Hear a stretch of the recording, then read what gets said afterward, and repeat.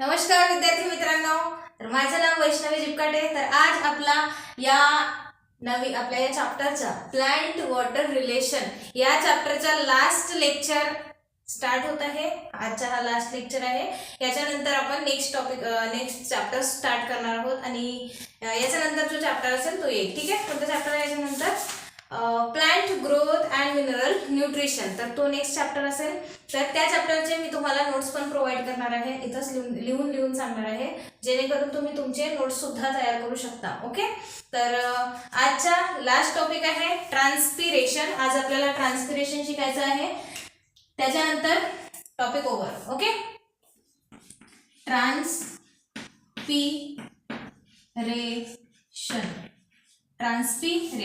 आता ट्रान्सपिरेशन म्हणजे काय?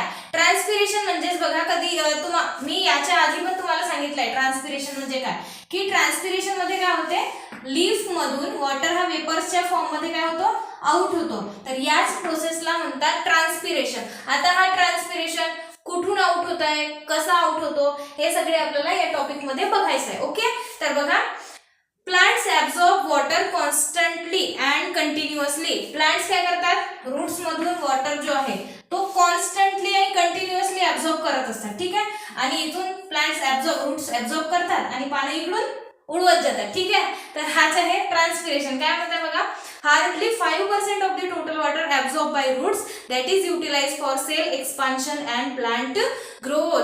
फक्त बघा, या रूट्सनी जेवढा वॉटर ऍब्सॉर्ब केलेला आहे त्याच्यापैकी फक्त 5% वॉटर हा प्लांटच्या ग्रोथ साठी आणि सेलच्या एक्सपान्शन साठी यूज केला जातो, आणि बाकी जो 95% वॉटर आहे तो पानांच्या मार्फत हवेमध्ये ट्रान्सपिरेशन केला जाते, याचं ट्रान्सपिरेशन होते। बाकी 95% वॉटर आणि फक्त 5% वॉटर हा प्लांट साठी यूज होतो। ओके, तर बघा त्याच्यानंतर काय म्हणत आहे, remaining 95% of the water becomes surplus which is then lost into the atmosphere through its aerial part. तर एरियल पार्ट्स मधून हा जो वॉटर आहे हा 95% हा आउट होतो, लॉस केला जातो। बघा त्याच्यानंतर बघा, hardly 1% of surplus water is lost in the form of liquid. तर हे जे 95% आहे, 95% मधूनही 1% वॉटर हा लिक्विडच्या फॉर्म मध्ये लॉस केला जातो, लिक्विड। त्याच्यामध्ये आणखी बघा काय म्हणत आहे, and 99% of surplus water is lost in the form of vapors। याच्यापैकी 1% हा लिक्विड फॉर्म मध्ये लॉस केला जातो आणि बाकी जो 99% वाचलेला आहे तो लॉस केला जातो वेपर्सच्या फॉर्म मध्ये। कशाच्या? वेपर्सच्या फॉर्म मध्ये। आता तुम्ही म्हणाल आम्ही लिक्विड वाला वॉटर तर कधी लॉस होताना पाहिलेलं नाहीये। वेपर्स ठीक आहे, वेपर्स तुम्ही म्हणत आहात तर होत असतील वेपर्स इव्हॅपोरेट, ते दिसत नाही, पण लिक्विड होतो। लिक्विड बघा, सांगते तुम्हाला काय असते बघा, the loss of water in the form of liquid is called guttation. जेव्हा वॉटर हा लिक्विडच्या फॉर्म मध्ये लॉस होतो तेव्हा त्याला गटेशन म्हणतात। काय म्हणतात? गटेशन। आता गटेशन समजून सांगते काय असते बघा, कधी तुम्ही पाहिलंय का सकाळी झाडांच्या पानाचा हा जो टोक असतो या टोकावर असे थेंब असतात, पाहिलेत का?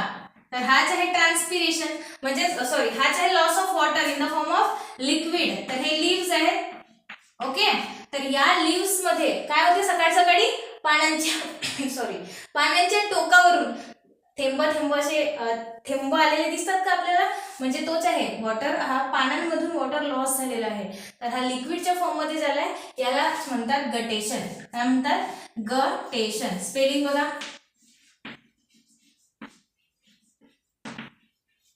गटेशन। ठीक आहे, आणि जर बघा लिक्विडच्या फॉर्म मध्ये वॉटर जर लॉस होत असेल तर गटेशन म्हणायचं, आणि जर वेपर्सच्या फॉर्म मध्ये वॉटर लॉस होत असेल तर त्याला ट्रान्सपिरेशन म्हणतात। काय म्हणतात?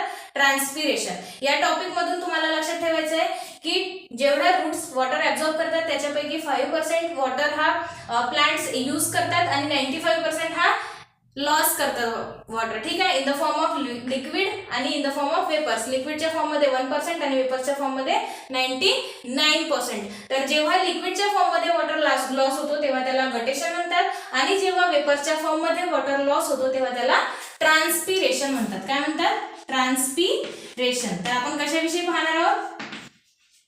गटेशन आणि ट्रान्सपिरेशन दोन्ही बघायचे. गटेशन एवढा मोठा टॉपिक नाहीये, ट्रान्सपिरेशन आपल्याला थोडासा डीप मध्ये बघायचं आहे. ओके, तर बघा काय म्हणताय, इट इज ऑकर्स थ्रू म्हणजेच guttation. Guttation occurs through special structure called as water stomata and और हायडा थोड्स. तर बघा हा जो गटेशन आहे हा कुठून होतो, स्पेशल ऑर्गन असते याच्यासाठी, म्हणजे स्पेशल काय असते, स्ट्रक्चर असते. कोणता, तर हायडा थोड, काय नाव आहे, स्पेशल स्टोमॅटा असते याच्यामध्ये. आणि ही जी आणि हा जो हायडा थोड आहे हा कुठं प्रेझेंट असते, लीफच्या एकदम टिपवर प्रेझेंट असते. आणि इथून वॉटर, प्लांट मधला वॉटर लॉस होतो, तर हा यालाच म्हणतात गटेशन. आणि हा कुठून होते, हायडा थोड, हायडा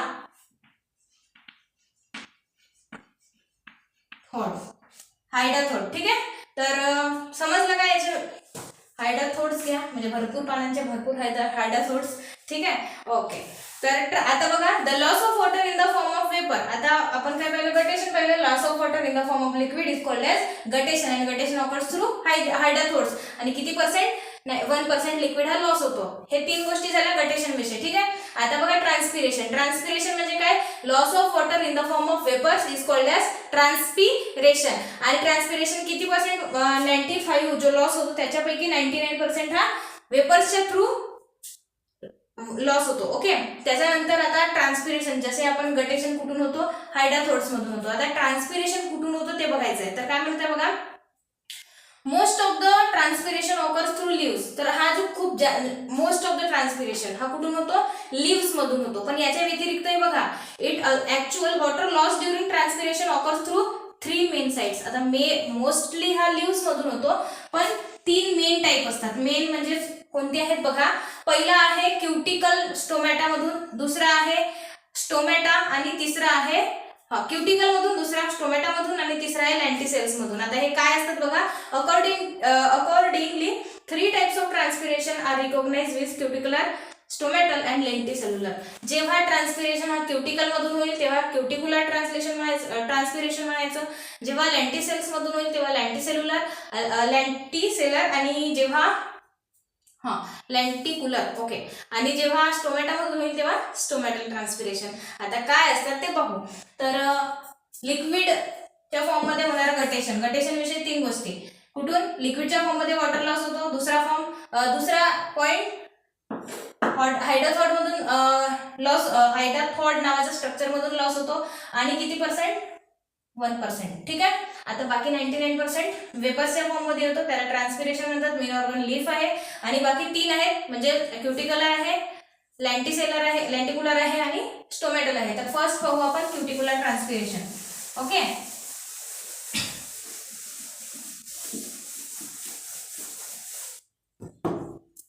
क्युटिकुलर ट्रान्सपिरेशन.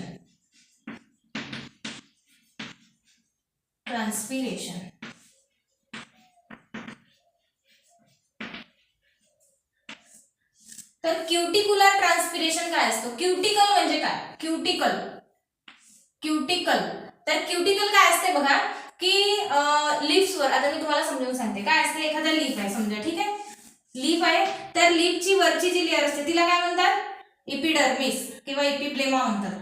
तर इपिडर्मिसच्या वरती सुद्धा एक अशी स्टिकी वाली लेअर असते, स्टिकी.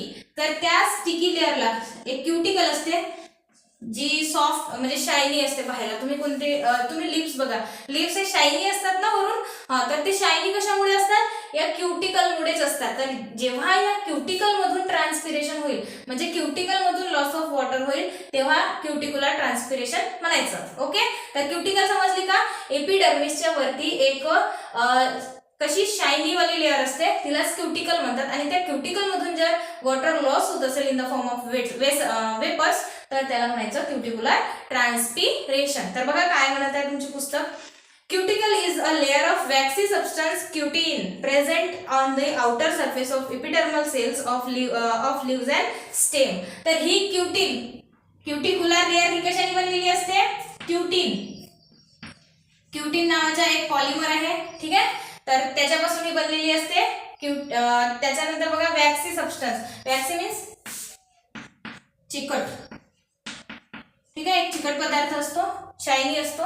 हा, आणि इपिडर्मल सेलच्या वरची जी लिव्स वर असते ही इपिडर्मल सेलच्या वरती प्रेझेंट असते आणि ही जी लेअर आहे ही लिव्स वर असते आणि स्टेम वर सुद्धा असते, कोणत्या कोणत्या प्लांटच्या स्टेम वर. ओके, तर काय म्हणतात, cuticular transpiration occurs by simple diffusion and contribute 8 to 10% of the total transpiration.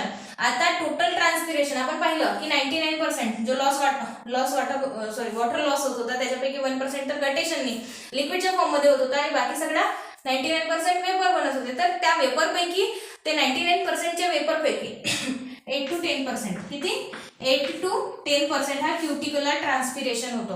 Okay, आणि हा जो क्युटिक्युलर ट्रान्सपिरेशन आहे हा सिंपल डिफ्युजनच्या थ्रू होतो. सिंपल डिफ्युजन म्हणजेच इथल्या जे वेपर्स आहेत ते डिफ्युजनच्या थ्रू बाहेर जातील, वरती जातील.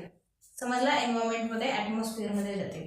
त्याच्यानंतर काय म्हणत आहे, cuticular transpiration occurs through the day and the rate is inversely proportional to the thickness of cuticle. आता हा जो ट्रान्सपिरेशन आहे हा क्युटिकलच्या थिकनेसवर डिपेंड करतो. बघा, इन्व्हर्सली प्रोपोर्शनल म्हणत आहे. बघा, तर इन्व्हर्सली प्रोपोर्शनल कसं दाखवायचं, thickness of cuticle is inversely proportional to transpiration. याचा अर्थ काय होतोय बघा, ट्रान्सपिरेशन म्हणजेच बघा, थिकनेस ऑफ क्युटिकल, जर थिकनेस वाढली तर ट्रान्सपिरेशन कमी होईल, म्हणजे इन्व्हर्सचं रिलेशन आहे. बघा, थिकनेस वाढली तर ट्रान्सपिरेशन कमी, म्हणजेच ही जाडी वाढली, क्युटिकलची जाड आता ही पातळ आहे समजा, अशी झाली, जाड झाली, तर ट्रान्सपिरेशन काय होईल, कमी होईल. आणि जर थिकनेस कमी असली, एकदम थिक असली, ही जी क्युटिकल आहे ही एकदम अशी थिक असली तर ट्रान्सपिरेशन जास्त, म्हणजे थिकनेस कमी ट्रान्सपिरेशन जास्त, थिकनेस जास्त ट्रान्सपिरेशन कमी. इन्व्हर्स रिलेशन आहे, थोडासा उलटा रिलेशन आहे. समजलं का? तर हा होता क्युटिक्युलर ट्रान्सपिरेशन. समजलं का? क्युटिक्युलर ट्रान्सपिरेशन कोणत्या गोष्टी लक्षात ठेवायच्या? पहिली गोष्ट क्युटिन काय असते ते लक्षात ठेवायचं. दुसरी गोष्ट टोटल ट्रान्सपिरेशन मध्ये क्युटिक्युलर ट्रान्सपिरेशन किती कंट्रीब्यूट करतो ते लिहायचं. त्याच्यानंतर ही जी थिकनेस आणि ट्रान्सपिरेशन हे इन्व्हर्सली प्रोपोर्शनल आहे. तर हे 2-3 पॉईंट लक्षात ठेवायचे. बस, क्युटिक्युलर ट्रान्सपिरेशन संपला. त्याच्यानंतर आहे लेंटिक्युलर ट्रान्सपिरेशन. आता लेंटिक्युलर ट्रान्सपिरेशन काय असते? क्युटिक्युलर ट्रान्सपिरेशन समजलं? ओके. त्याच्यानंतर लेंटिक्युलर ट्रान्सपिरेशन.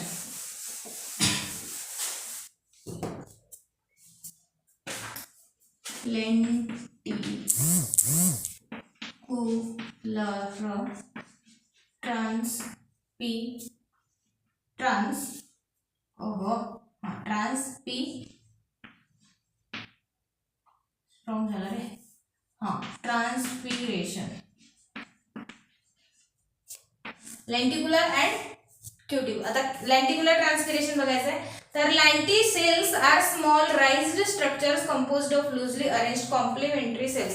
तर क्युटिक्युलर ट्रान्सपिरेशन मध्ये क्युटिन मधून ट्रान्सपिरेशन होत होता. आता लेंटिक्युलर ट्रान्सपिरेशन मध्ये लेंटिसेल्स मधून ट्रान्सपिरेशन होईल. आता लेंटिसेल्स काय असतात बघा. लेंटिसेल्स ह्या कुठं प्रेझेंट असतात? तर हे जे लेंटिसेल्स आहेत हे बार्क वर प्रेझेंट असतात. झाडाची जी स्टेम असते, स्टेम वर काय असते? बार्क असते. म्हणजेच काय, बार्कला आपण काय म्हणतो? साल, झाडाची साल असते ना. तर तिथं हे प्रेझेंट असतात लेंटिसेल्स. तर लेंटिसेल्स काय असतात? छोटे छोटे छिद्र असतात इथं. तर इथून सुद्धा वॉटरचे लॉस होते in the form of vapours. तर या टाइपच्या वॉटर लॉसला, या टाइपच्या ट्रान्सपिरेशनला लेंटिक्युलर ट्रान्सपिरेशन म्हणतात. काय म्हणतात? Lenticular transpiration. आता बघा काय म्हणताय. Lenticels are small raise structures composed of loosely arranged complementary cells. हे जे लेंटिसेल्स आहे हे लूजली अरेंज कॉम्प्लिमेंटरी सेल्स आहेत आणि हे कुठं प्रेझेंट असतात? बार्कवर प्रेझेंट असतात. काय म्हणतात बघा. इच lenticel is a porous tissue consisting of cell with large intercellular spaces in periderm of secondary thickened organ and bark of woody stems and roots of the dicotyledonous flowering plants. तर बघा हे lenticels कुठं present असतात? स्टेमच्या बार्कवर present असतात. त्याच्यानंतर डायकोटिलेडोनस plants असतात. डायकोटिलेडोनस plants म्हणजे ज्यांचे सीड ह्या 2 पार्ट मध्ये डिवाइड होतात. तर अशा प्लांट मध्ये या अशा प्लांटच्या रूटमध्ये सुद्धा हे लॅन्टिसेल्स प्रेझेंट असतात. तर या लॅन्टिसेल्स मधून जेव्हा ट्रान्सपिरेशन होईल तेव्हा त्याला लॅन्टिक्युलर ट्रान्सपिरेशन म्हणतात. तर बघा, lenticels are present in the bark of old stem, pericarp of woody fruits. Woody फ्रूटच्या कव्हरवर पण हे लॅन्टिसेल्स प्रेझेंट असतात. वुडी फ्रूट म्हणजे कोणते, जे सीडवाले फ्रूट आहेत, कोणते, शेंगदाणा, वटाणा, चना. तर यांच्या बाहेरचा जो कव्हर असते त्या कव्हरिंगवर पेरिकार्पवर सुद्धा लॅन्टिसेल्स प्रेझेंट असतात. तर काय म्हणतात त्याच्यानंतर, lenticular transpiration contribute only about 0.1 to 1% of the total transpiration. तर हे लॅन्टिक्युलर ट्रान्सपिरेशन टोटल ट्रान्सपिरेशन मधून किती कंट्रीब्यूट करतो, 0.1 to 1%. 0.1 पासून 1% म्हणजे एकदम कमी कंट्रीब्युशन असतं याचं. ओके, लेंटिक्युलर ट्रान्सपिरेशनचं. तर बघा, rate of lenticular transpiration is slow. याची स्पीड जी आहे ती स्लो असते आणि it also occurs throughout the day. आणि हा जो लेंटिक्युलर ट्रान्सपिरेशन आहे हा दिवसभर होत राहतो, सुरू असतो. ओके, त्याच्यानंतर आहे stomatal transpiration and most important transpiration.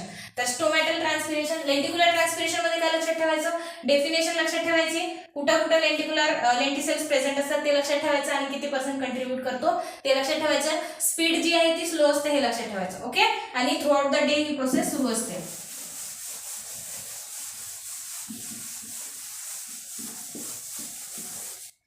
त्याच्यानंतर आहे stomatal transpiration. Stomatal transpiration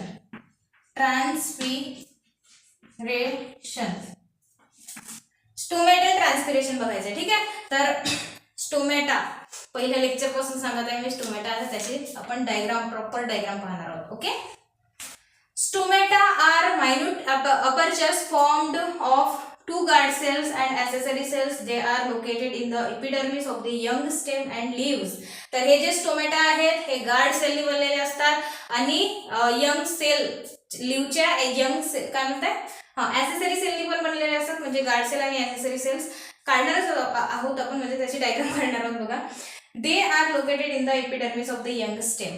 young स्टेमच्या एपिडर्मिस मध्ये प्रेझेंट असतात आणि लिव्स मध्ये सुद्धा प्रेझेंट असतात. तर स्टोमॅटा कसे असतात आधी काढू आपण स्टोमॅटा, मग समजून सांगू काय काय आहे. गार्ड सेल कसे असतात बघा, तुम्ही दाणे खाल्ले का, बीन्स खाल्ले का, कशाचे दाणे, चवडीची शेंग, चवडीच्या शेंगाचे दाणे पाहिले, मोठी शेंग जरी पाहिली आपण तिला बरबटीची शेंग म्हणतात. तर ते दाणे बघा सेम टू सेम तशाच गार्ड सेल असतात बघा असे.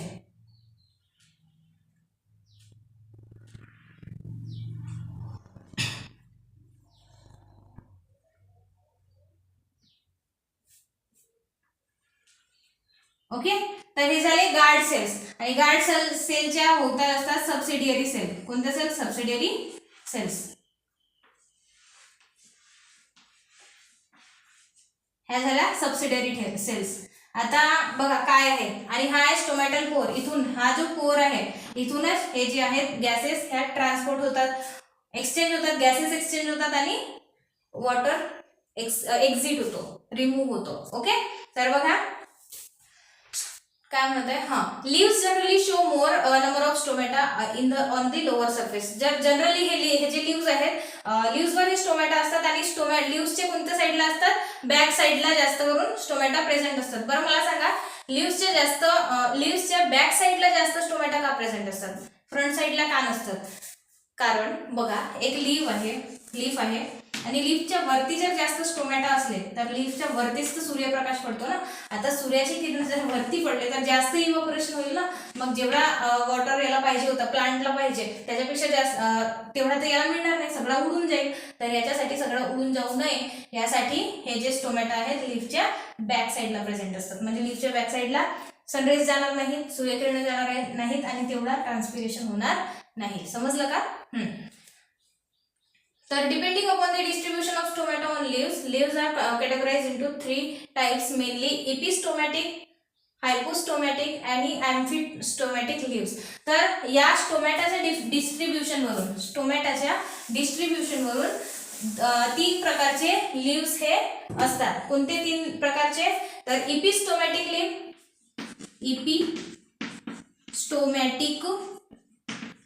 लीव्स. त्याच्यानंतर आहे हायपोस्टोमॅटिक लीव्स, हायपोस्टोमॅटिक लीव्स. आणि नंतर आहे ॲम्फिस्टोमॅटिक लीव्स, ॲम्फिस्टोमॅटिक लीव्स, ॲम्फिस्टोमॅटिक लीव्स. तर बघा इपिस्टोमॅटिक लीव्स म्हणजे ज्या लीव्सच्या म्हणजे जास्त स्टोमॅटा जर वरच्या बाजूला प्रेझेंट असतील तर त्या लीव्सला म्हणायचं इपिस्टोमॅटिक लीव्स. आणि हे जे इपिस्टोमॅटिक लीव्स असतात हे कुठे प्रेझेंट असतात? हायड्रोफाइट्स मध्ये. हायड्रोफाइट्स म्हणजे असे झाडं जे पाण्यामध्ये आहेत, पाण्यामध्ये तर त्यांच्याकडे पाण्याची कमी असेल का? मग वरती स्टोमॅटा राहिले आणि जास्त पाणी गेलाय तरी काही फरक पडणार नाही, कारण ते ऑलरेडी पाण्यामध्ये आहेत तर पाणी कितीही ऍब्झॉर्ब करू शकतात. तर इपिस्टोमॅटिक लीव्स कुठे प्रेझेंट असतात? ॲक्वेटिक प्लांट्स मध्ये, जसे लोटस. ठीक आहे, लोटस मध्ये इपिस्टोमॅटिक लीव्स आपल्याला पाहायला मिळतात. त्याच्यानंतर जे हायपोस्टोमॅटिक लीव्स आहेत, हायपोस्टोमॅटिक लीव्स म्हणजे ज्यांच्या लीव्सच्या मागच्या बाजूला स्टोमॅटा प्रेझेंट असतात त्या लीव्सला म्हणतात हायपोस्टोमॅटिक लीव्स. आणि हे जे आता मागच्या बाजूला काय आहेत सांगा मला? कारण जास्त वॉटर लॉस नाही झाला पाहिजे, आणि जास्त वॉटर लॉस नाही झाला पाहिजे अशी कंडिशन कुठं असते? डेझर्टमध्ये, वाळवंटामध्ये पाणी कमी असतो. आता पाणी वाळवंटामध्ये कमी आहे तर वाचवावं लागेल ना. तर वाचवण्यासाठी त्यांचे जे स्टोमॅटा असतात हे लीव्सच्या खालच्या बाजूला असतात, आणि त्या बाजूला बघा ॲबॅक्सियल आणि ॲडॅक्सियल बाजू म्हणतात. जर लीव्स हे वरच्या बाजूला असतील तर त्याला ॲडॅक्सियल पोझिशन म्हणतात, खालच्या बाजूला असेल तर ॲबॅक्सियल पोझिशन म्हणतात. ॲबॅक्सियल थोडेसे हार्ड शब्द आहेत पण आहेत, हे नीटमध्ये अशा शब्दांनी विचारतात. ओके. तर हायपोस्टोमॅटल लीव्स डेझर्ट प्लांटमध्ये असतात. डेझर्ट प्लांट्स, नेरियम, बाबूड, कॅक्टस यांच्यामध्ये हायपोस्टोमॅटल लीव्स असतात. त्याच्यानंतर आहे ॲम्फिस्टोमॅटिक लीव्स हे असतात ग्रासमध्ये. कुठं? ग्रास म्हणजेच यांच्या वरच्याही बाजूला आणि खालच्याही बाजूला म्हणजे same number of stomata present असतात. ग्रास. तर स्टोमॅटाच्या कशावरून? डिस्ट्रीब्युशन वरून हे लीव्सचे 3 प्रकार असतात: इपिस्टोमॅटिक लीव्ह, हायपोस्टोमॅटिक लीव्ह आणि ॲम्फिस्टोमॅटिक लीव्स. विथ एक्झाम्पल समजून सांगितलं आणि का असे होतात तेही सांगितलेलं आहे. आता बघा त्याच्यानंतर stomatal transpiration occurs only during day time.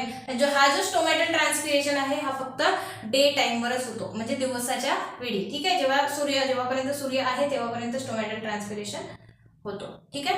तर त्याच्यानंतर बघा 90 एक्सेप्ट डेझर्ट प्लांटमध्ये हा रात्री पण होतो, एक्सेप्शन आहे एक. त्याच्यानंतर बघा 90 to 93% of the total transpiration occurs throughout the day through stomata and to that during day time only. तर लक्ष द्या, हा जो स्टोमॅटल ट्रान्सपिरेशन आहे हा किती होतो? 90 to 93%. क्युटिक्युलर ट्रान्सपिरेशन 8 ते 10%, लेंटिक्युलर ट्रान्सपिरेशन 0.1 ते 1% आणि स्टोमॅटल ट्रान्सपिरेशन 90 to 93%. म्हणजे सगळ्यात जास्त ट्रान्सपिरेशन कुठून होतो? स्टोमॅटामधून होतो. ओके. तर आता बघायचं आपल्याला स्ट्रक्चर ऑफ स्टोमॅटा. आता स्टोमॅटाचं स्ट्रक्चर कसं आहे ऑलरेडी काढलेलं आहे. तर बघा हे जे आतमध्ये आहेत हे असतात गार्ड सेल्स. कोणते cells? Guard cells. Guard, GUARD.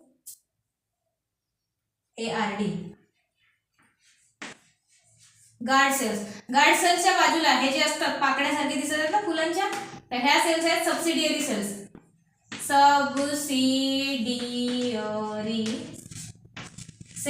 आणि यांच्याही वरती असतात इपिडर्मल सेल्स. ठीक आहे, त्यांच्यावरती असतात इपिडर्मल सेल्स.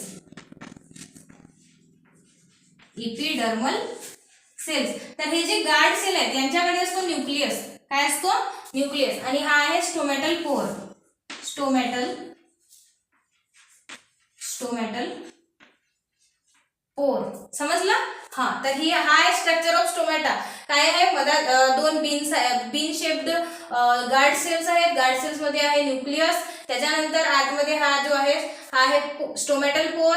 त्याच्या गार्ड सेलच्या नंतर बाजूला जे आहे ते सबसिडियरी सेल्स. गार्ड सेलच्या वरती इपिडर्मल सेल्स. तर हा आहे स्ट्रक्चर ऑफ स्टोमॅटा. ठीक आहे. तर स्टोमॅटो दोन प्रकारचे असतात हा, म्हणजेच किडनी शेप स्टोमॅटो असतो आणि बीन शेप स्टोमॅटो असतो. ओके, तर किडनी शेप स्टोमॅटो जो आहे तो ग्रासमध्ये प्रेझेंट असतो. ग्रासमध्ये किडनी शेपचा स्टोमॅटो प्रेझेंट असतो.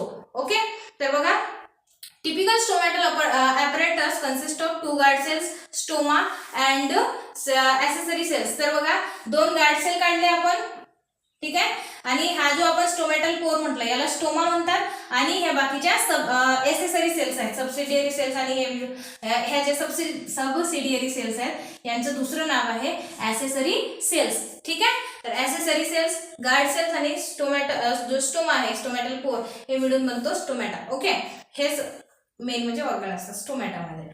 तर बघा स्टोमॅटा आर मायन्यूट इलिप्टिकल पोर बाउंडेड बाय टू काइंड और डंबल टू किडनी और डंबल शेप.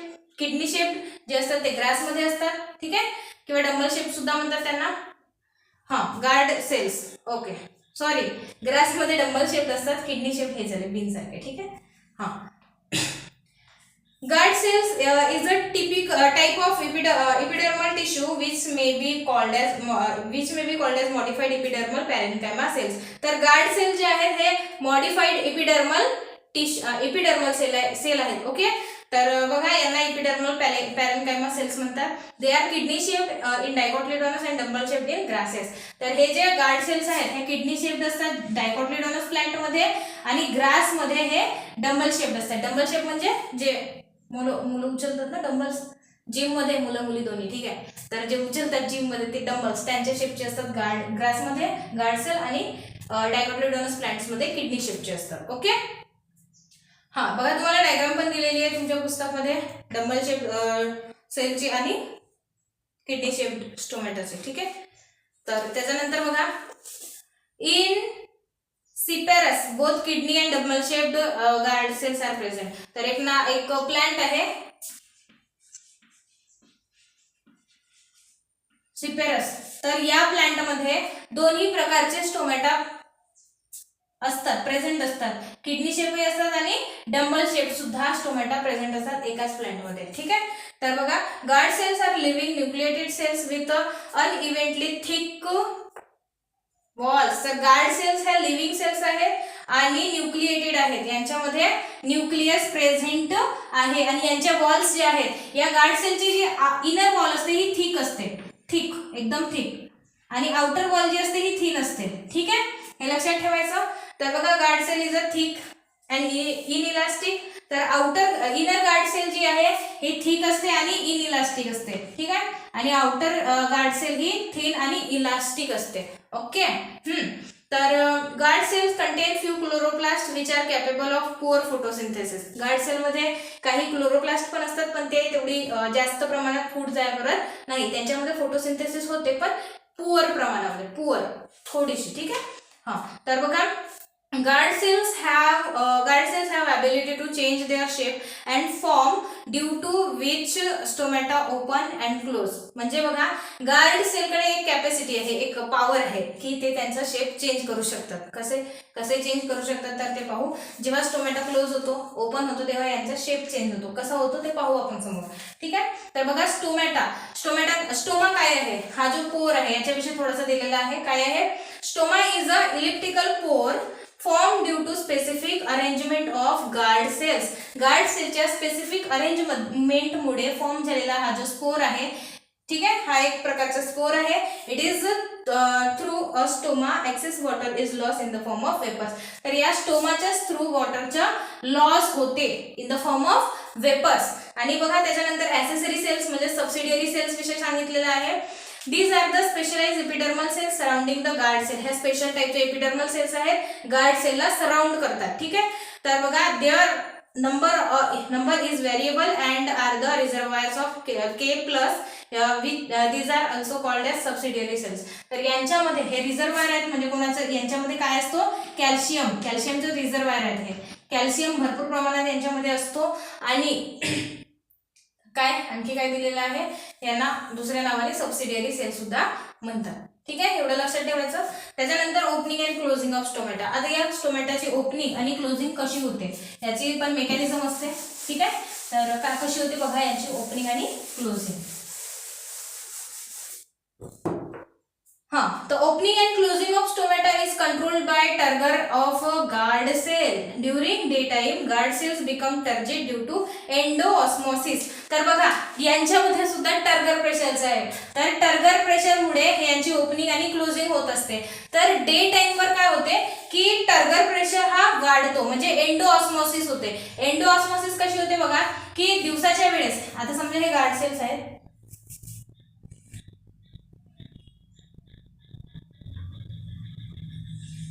ठीक आहे. तर हे गार्ड सेल झाले, 2 गार्ड सेल आहेत. तर दिवसाच्या टाइम डे टाइमवर काय होते या स्टोमॅटामध्ये एंडोऑस्मोसिस होते म्हणजे वॉटर हा आतमध्ये जातो आणि वॉटर आतमध्ये गेला तर हे काय होतील टर्जिड होतील, फुगतील का सेल आणि हे फुगले असेल तर स्टोमॅटा आपल्या हातून बंद होईल का? बंद होईल स्टोमॅटा. समजत आहे मेकॅनिझम काय आहे की डे टाइमवर एंडोऑस्मोसिस होते, वॉटर आतमध्ये जातो आणि वॉटर आतमध्ये गेल्यामुळे हे जे सेल्स आहेत ह्या टर्जिड होतात आणि अशा टर्जिड झाल्या तर स्टोमॅटा काय होईल ऑटोमॅटिकली बंद होईल म्हणजे स्टोमॅटा क्लोज होईल. तर बघा काय म्हणत आहे, the turgor pressure is exerted on the thin walls of guard cell, being elastic and thin lateral walls are stretched out due to kidney or dumbbell like shape. Inner thick wall are pulled apart to open widen of stomata. During night the guard cells become अरे राहू द्या तेवढा मोठा हे करण्यापेक्षा लक्ष द्या की दिवसाच्या वेळेवर एंडोऑस्मोसिस होते आणि एंडोऑस्मोसिस झाल्यामुळे ह्या जे सेल्स आहेत ही आउटर सेल आहे ही इलास्टिक आहे तर ही पनते आणि ही पनल्यावर मग ही सुद्धा थोडीफार पनते. तर काय होते ह्या फुगल्यामुळे स्टोमॅटा क्लोज होतो डे टाइमवर आणि रात्रीच्या टाइमवर काय होते एक्झोऑस्मोसिस होते. काय होते एक्झोऑस्मोसिस, ठीक आहे. तर यांच्यामध्ये नाईट टाइम मध्ये एक्झोऑस्मोसिस होते म्हणजे वॉटर हा बाहेर जातो, बाहेर निघतो. तर वॉटर बाहेर निघाल्यामुळे मग काय होतं ह्या सेल्स श्रिंक होतात आणि मग स्टोमॅटा काय होतो ओपन होतो. समजलं का ओपनिंग आणि क्लोजिंग ऑफ स्टोमॅटा. त्याच्यानंतर during night time guard cells become flaccid due to exosmosis. Flaccidity closes the stomata almost completely and endosmosis and exosmosis occurs during diurnal changes in osmotic potential of guard cell. Different theories are proposed to explain diurnal changes in the osmotic potential. तर हे जे changes आहेत हे कसे होतात हे समजावून सांगण्यासाठी थेअरीज आल्या, भरपूर थेअरीज आल्या, डिफरंट वेगवेगळ्या थेअरीज आल्या. तर त्या काय आहेत बघा. According to the starch sugar interconversion theory. अरे बापरे, चला स्टार्च शुगर इंटर कन्व्हर्जन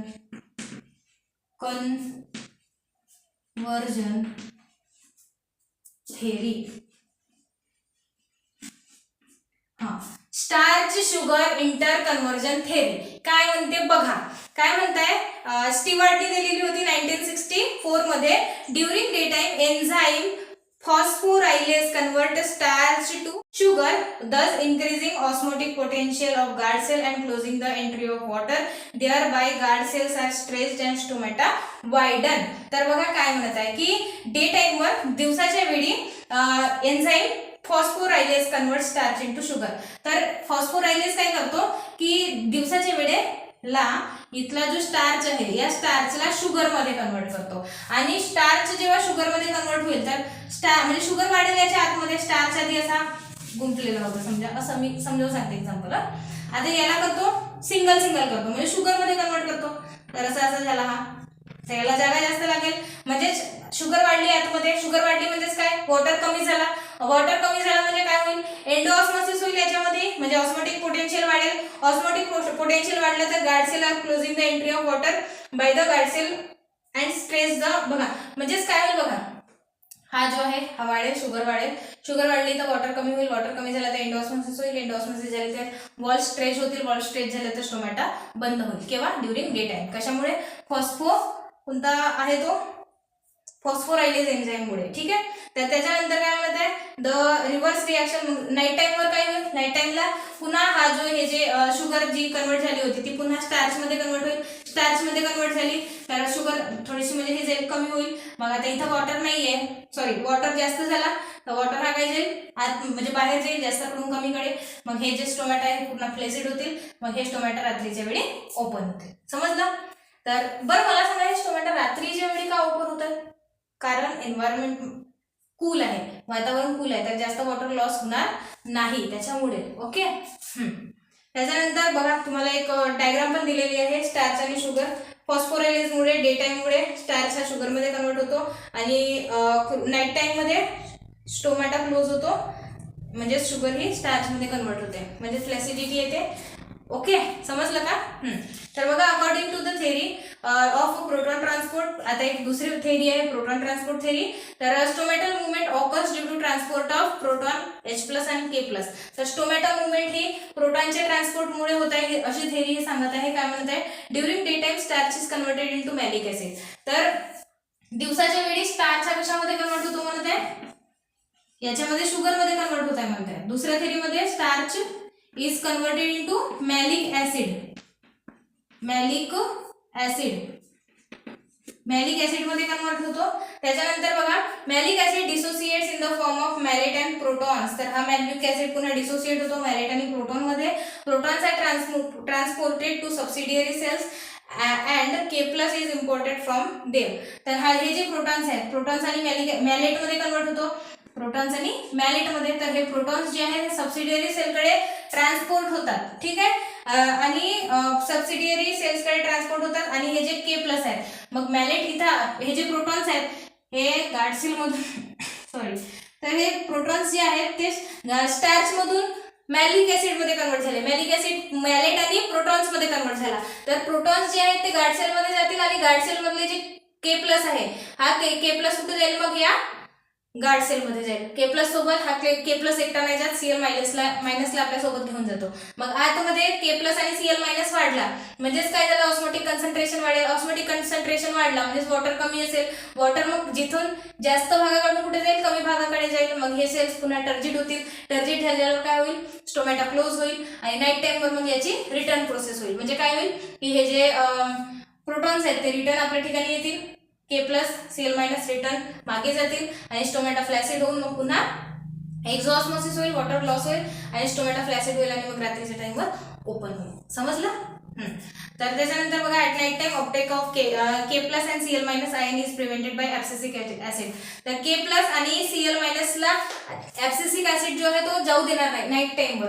ठीक आहे, मग ऍब्सिसिक ऍसिड कोण आहे? हा एक हॉर्मोन आहे, तो समोरच्या चॅप्टर मध्ये येईल. हा स्ट्रेस हॉर्मोन आहे. ठीक आहे, तर हा प्रिव्हेंट करतो आणि changing the permeability of guard cell. Guard सेलची जी कन्सन्ट्रेशन आहे ती चेंज करतो. Due to this guard cell becomes hypotonic and thereby becomes a flaccid. आणि फ्लॅसिड झाल्यावर काय होते? एक्झॉस्मोसिस. एक्झॉस्मोसिस झाल्यावर स्टोमॅटा फ्लॅसिड होईल आणि फ्लॅसिड झाल्यावर ओपन होईल. ओके, अल्टिमेटली तेच सांगत आहेत, फक्त इथे मॅलिक ऍसिडचा आलाय थोडासा, इथे शुगरचा, बस एक्झो एंडो तोच आहे. तर बघा सिग्निफिकन्स ऑफ ट्रान्सपिरेशन. ट्रान्सपिरेशनचे सिग्निफिकन्स महत्व काय आहेत म्हणजे ऍडव्हान्टेजेस आणि डिसएडव्हान्टेजेस काय आहेत बघा. तर स्टोमॅटाचे ऍडव्हान्टेजेस बघू आधी. तर ऍडव्हान्टेजेस काय आहे? It remove excess of water. म्हणजे प्लांटमध्ये जेव्हा म्हणजे जास्तचा जो वॉटर आहे तो एक्सेस करण्यामध्ये हे हेल्प करतात. दुसरा, it help in the passive absorption of water and minerals from soil. तर हे जे ट्रान्सपिरेशन आहे आपण पाहिलं होतं की जसं जसं इकडे ट्रान्सपिरेशन होत आहे वॉटर लॉस होतो. वॉटर लॉस झाल्यावर प्लांटच्या बॉडीमध्ये वॉटर कमी होतो. वॉटर कमी झाल्यावर इथून मग रूट्स हे पॅसिव्हली ऍब्झॉर्ब करतात वॉटर विदाउट एनर्जी. फ्री मध्ये वॉटर ऍब्झॉर्ब करून देतात. समजलं का? तर पॅसिव्ह ऑब्झर्प्शन होतो वॉटर आणि मिनरल्सचं. It helps in the ascent of sap.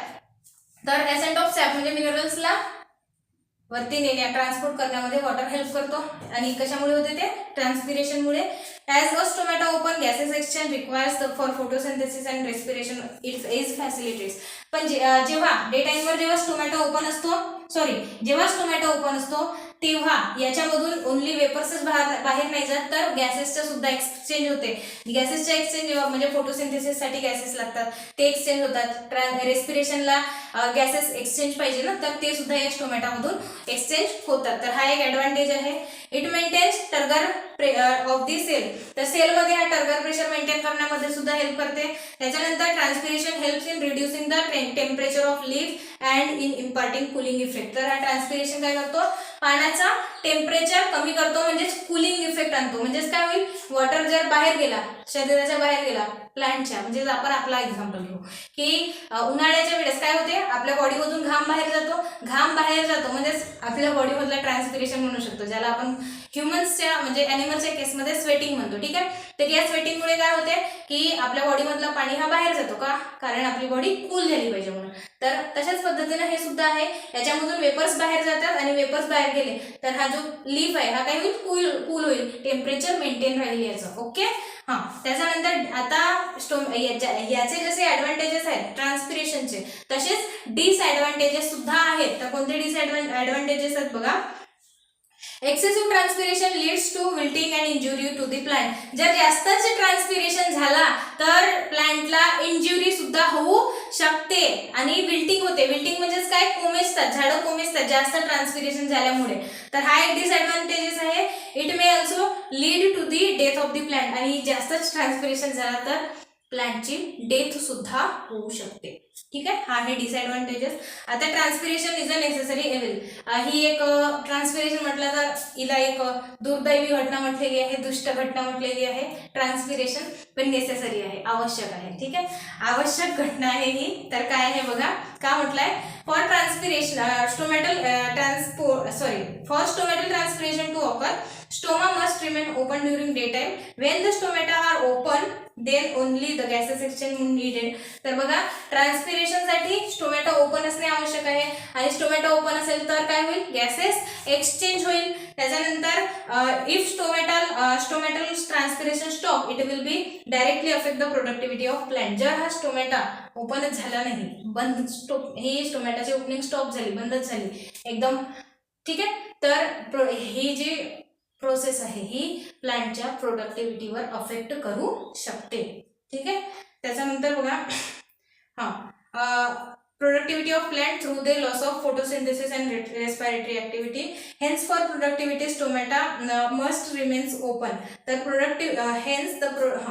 तर प्रोडक्टिव्हिटीसाठी हा जो स्टोमॅटा आहे हा ओपन असणे आवश्यक आहे. त्याच्यानंतर consequently transpiration can be avoided.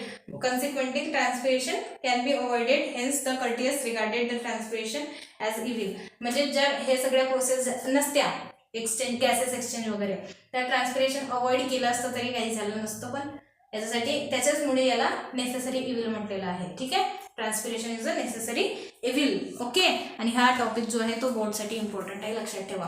तर आजसाठी एवढंच, तेव्हापर्यंत बाय बाय. भेटू आपण नवीन चॅप्टरसोबत. ओके.